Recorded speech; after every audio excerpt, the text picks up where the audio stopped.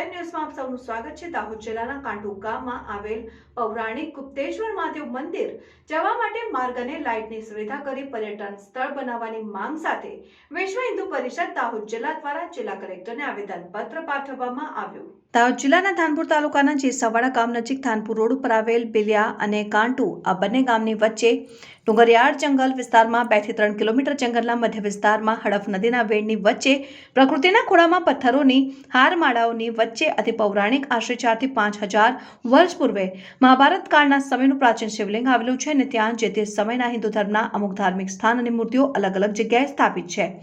આ જગ્યાએ એકવાર વિઝિટ કરીને ત્યાં દર્શન માટે પ્રાથમિક સુવિધા 1-2 કિલોમીટરનો માર્ગ તથા ત્યાં જરૂરી બાંધકામ કરવાની પરમિશન અને બાંધકામને અનુલક્ષીને તાત્કાલિક ધોરણે લાઇટની વ્યવસ્થા કરવામાં આવે તેવી વિનંતી જિલ્લા કલેક્ટરને કરવામાં આવી છે અને આવનાર 2 માસમાં શિવરાત્રીનો પવિત્ર તહેવાર આવતો હોય અને વધુમાં વધુ હિન્દુ પરિવારો દર્શનાર્થે આવે અને દર્શનાર્થે આવતા તેમને કોઈ અડચણ કે તકલીફ ન પડે તે માટે લાઇટ અને માર્ગની વ્યવસ્થા જરૂરી બની છે।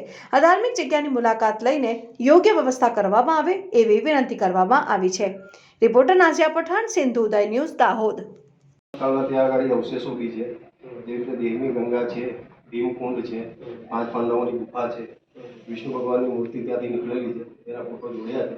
એટલે સાહેબ ત્યાં આગળ કેવું છે કે પગદંડી જેવું બી નથી, એટલે આપણે જંગલ વિસ્તારમાંથી જવું પડે છે અને અમે એવું કહીએ છીએ કે આપણા માધ્યમથી ત્યાં આગળ એકવાર સર્વે થાય અને રસ્તો અને લાઇટ એ 2 જરૂરી વસ્તુ છે।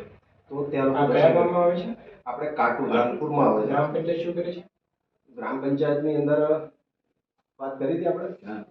આ બેસિક રિસ્પોન્સિબિલિટી તો ગ્રામ પંચાયતની છે। આ પેલે સરપંચની જોડે બી વાત અગાડી બી કરેલી છે સર। 15 મહિનાના પૈસા પણ મળે છે, પણ એ લોકો કશું છે જ નહીં। એટલે તો સાહેબ તમારા સુધી આવવું પડે। સરપંચ જોડે વાત કરી તમે? હા, સરપંચ જોડે બી વાત કરી। એ લોકો કે તમે કાજ કરવું હોય જેમ કે જંગલ એરિયાનો વિસ્તાર આવે એટલે સરકારના માધ્યમથી જ કામ થાય। એના અંદર ફોટોગ્રાફી છે સાહેબ ત્યાંના સ્થળના સિંગિંગના બધા। આજે અમે કલેક્ટર સાહેબને આવેદન આપ્યું છે। એનામાં વિષય એવો છે કે જેસાવાડાથી લગભગ 10 કિલોમીટર દૂર કાંટુ કરીને ગામ આવેલું છે અને કાંટુ અને બિલિયા 2 ગામની વચ્ચે જંગલોની અંદરના વિસ્તારની અંદર હડપ નદીનો ઉદ્ગમ સ્થાન છે અને એની વચ્ચે એક અતિ પૌરાણિક 4 થી 5,000 વર્ષ પૂર્વે એટલે કે મહાભારત કાળનું એક શિવલિંગ આવેલું છે અને સાથે ત્યાં આગળ મહાભારત સમયના અવશેષો છે, જેવી રીતના કે ભીમકુંડ છે, 5 પાંડવોની ગુફા છે, વિષ્ણુ ભગવાનની ચતુર્ભુજ મૂર્તિ છે અને અમુક એવા અવશેષો બી છે કે જે રામાયણ કાળના બી છે।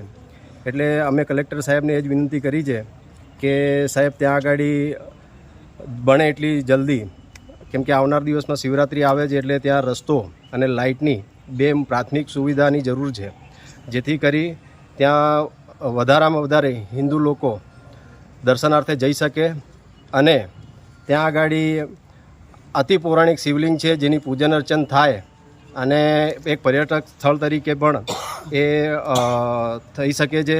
એટલે અમે સરકાર કલેક્ટર સાહેબના માધ્યમથી સરકારને અને તંત્રને કહીએ છીએ કે અહીંયા જે પ્રાથમિક સુવિધાઓ છે એ જલ્દીથી જલ્દી ઉપલબ્ધ કરવામાં આવે।